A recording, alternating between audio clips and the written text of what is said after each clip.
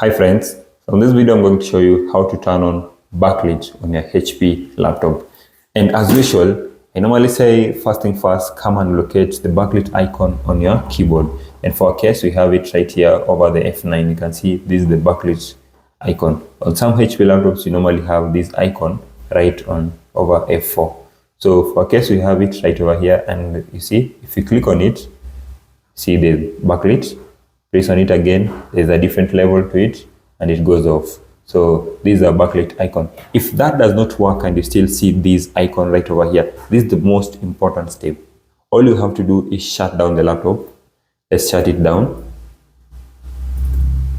Shut it down and let's get to the BIOS, because on the BIOS we have a setting to regulate the backlight. And in some of the cases, you might find you have the backlit icon right over there and the backlight is not working. So you get to the BIOS and adjust it. So how do you do that? Now, you've turned off the laptop. Give it some time to turn off completely. You still have that light right over there, the power button, and it's off now. It's completely off. Now we turn it on, and before it turns on, we get to the BIOS by pressing on the F10 button.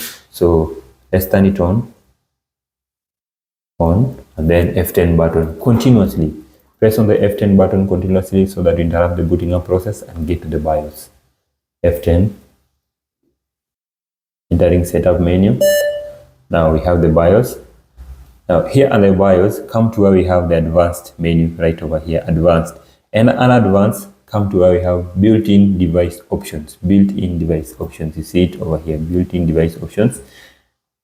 Then under built-in device options, down here, we have backlit timeout, and then we have automatic keyboard backlit. So in your case, it might have been checked out, meaning it's off, but here we have it automatic keyboard backlit. So for our case, it's already on. Check it and confirm if you have it working.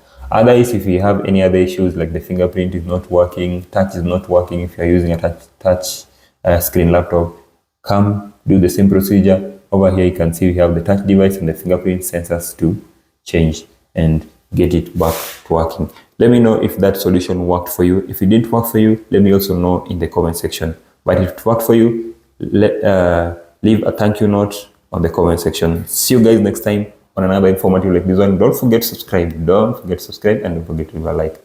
Thank you so much.